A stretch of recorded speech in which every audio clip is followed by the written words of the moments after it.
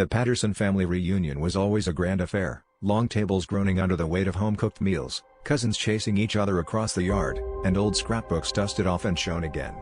This year was no different. As they gathered around the dinner table, plates were passed, laughter bubbled up, and toasts were made. But amidst the chatter, one thing was off. At the far end of the table, a man sat quietly, smiling. He was an older gentleman, perhaps in his 60s, with neatly combed silver hair and warm, knowing eyes. He wore a brown tweed jacket, the kind that never seemed to go out of style.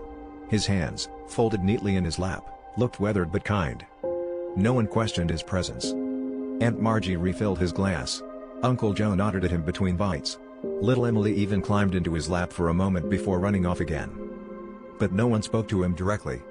It wasn't until halfway through dinner that Elise, the youngest of the adult cousins, furrowed her brow and leaned toward her mother. "Who is that?" she whispered. Her mother blinked. "Who?" Elise tilted her chin toward the smiling man. "Him." Her mother followed her gaze, then let out a soft laugh. "Oh, Elise, don't be silly. That's... well, you know who that is." But Elise didn't know. And from the flicker of confusion in her mother's eyes, she wasn't sure either. Elise turned to her brother, Mark. "You recognize him, right?" Mark looked over and opened his mouth, then hesitated. "Yeah, of course. He's..." His voice trailed off. A strange silence settled over them. Elise glanced around the table. No one else seemed to notice the way the room tensed. She looked back at the man. His smile was unchanged, his gaze steady. "Excuse me," Elise finally said, her voice cutting through the conversation. The family fell quiet, forks pausing mid-air.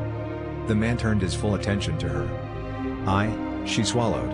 "I don't think we've met." The man's smile deepened. "Oh, but we have," he said softly. His voice was gentle, familiar, like an old song half remembered. Elise's heart pounded. The silence stretched, and then... "Anyone want more mashed potatoes?" Aunt Margie's voice rang out, too loud, too bright. Conversations resumed in an instant. Laughter, clinking glasses, the scrape of chairs shifting. Elise looked around, bewildered. No one seemed to remember the interruption. No one acknowledged the man anymore. And when she looked back, the chair was empty. A half-filled glass sat in front of the untouched plate. A faint warmth lingered in the air, like someone had just been there. Elise shivered. She wanted to ask again. Demand answers. But as she opened her mouth, something in her mind softened, blurred. And she smiled. Because, of course, everything was fine. The reunion carried on. And the forgotten guest would be remembered. Next time.